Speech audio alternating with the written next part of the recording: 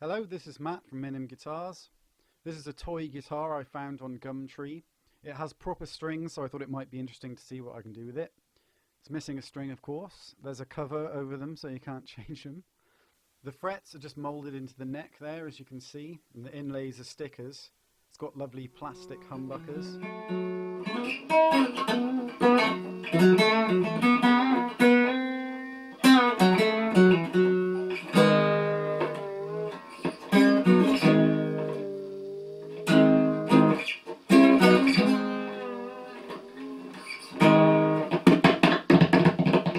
Oh yeah, that's a piezo pickup or something.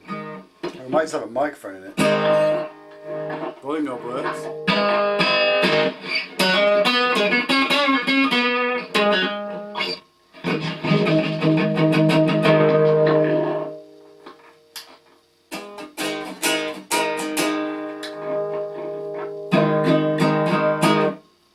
There's that.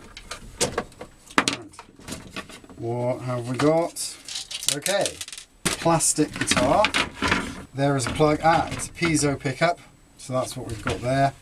We've got a little volume control, which has got that happening.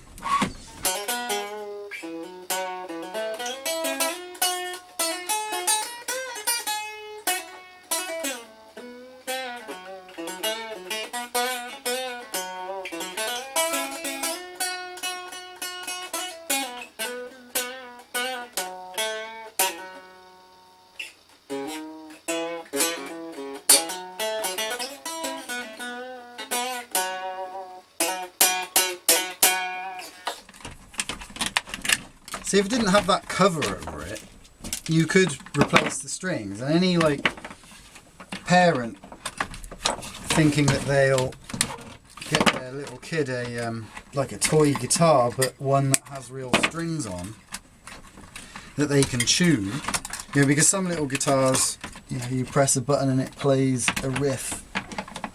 When I was a kid, toy guitars were like this, where it was like a plastic mini guitar that had strings on, and even though I was devastated every time the strings broke, I never thought to just ask my dad, who had a real guitar, can I put new strings on it?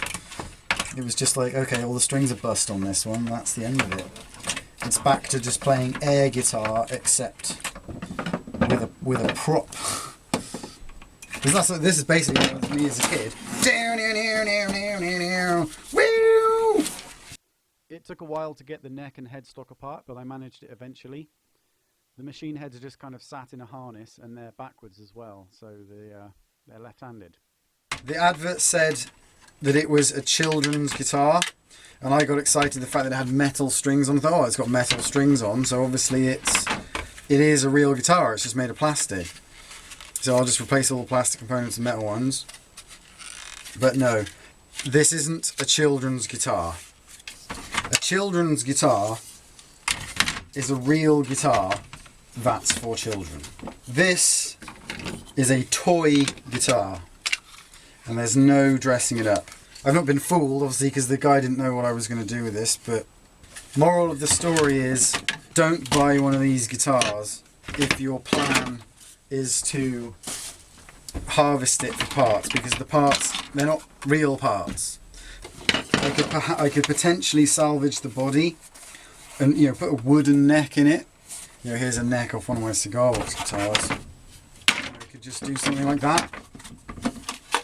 I did originally decide to just completely just put it back together and take it to a charity shop, but because I've struck upon this notion now, I might salvage it yet, who knows.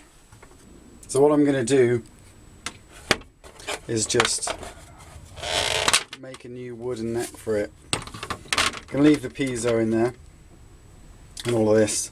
I might have to replace the pot, because I'm going to put a humbucker here, and I've made a little bridge, a miniature bridge, where I've taken a full-size strap bridge and cut the two end strings off. So there's a 4-string one of those. That'll go there. If I put the bridge there where the bridge is meant to go, then with a 600mm scale, this is roughly about where the 21st fret ends up. So it's got like proper Strat dimensions. And then this is already big enough for a full-size humbucker, so that can just go in there.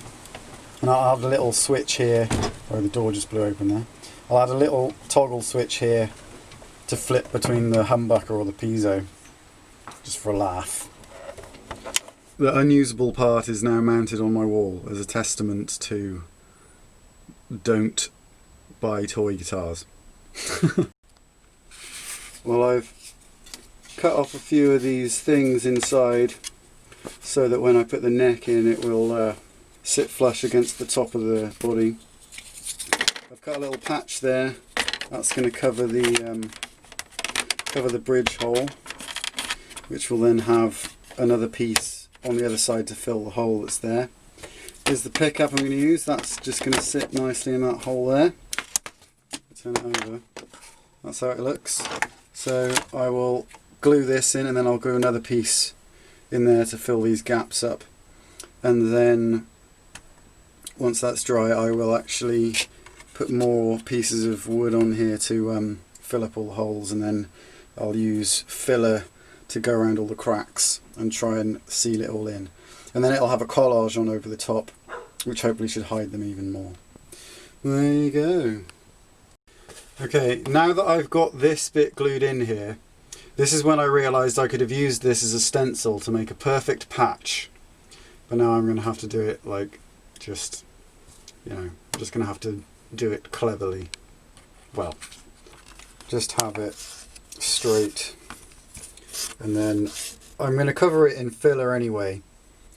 Here's the bridge being clamped. There is a cocktail stick in the little gap at the front and the back of the plate that's in there. So the filler will go on top of the cocktail stick rather than being a really deep crevice to fill. Made some little wooden patches to build up the mix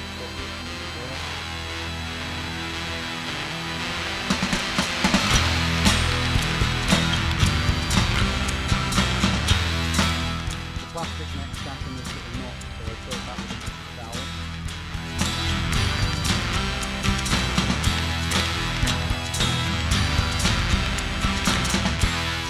Here's how it all marries up to the battery.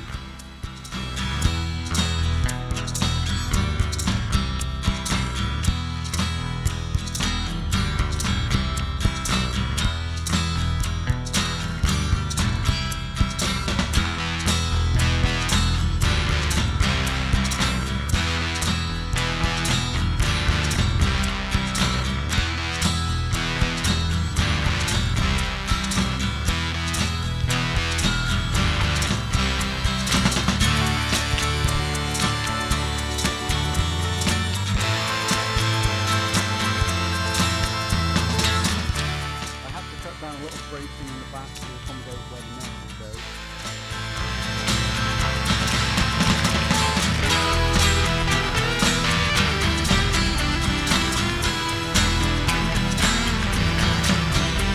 I filled in all the gaps with the adaptation wood.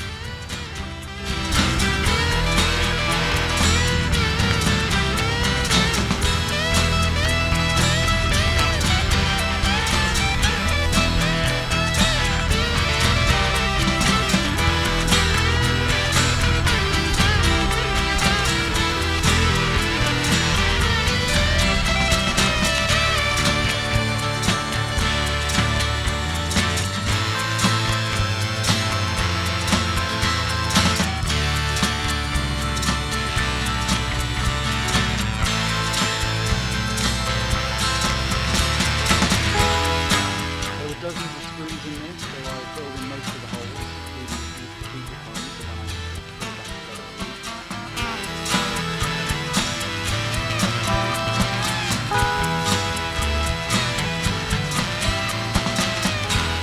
That's the end of part 1. Thanks for watching. Please let me know your thoughts in the comments. Part 2 will be about building a net, so make sure you subscribe so you don't miss that one. If you want to get in touch, feel free to give me a shout through email or visit the Facebook page. Well, that's about it. Cheers.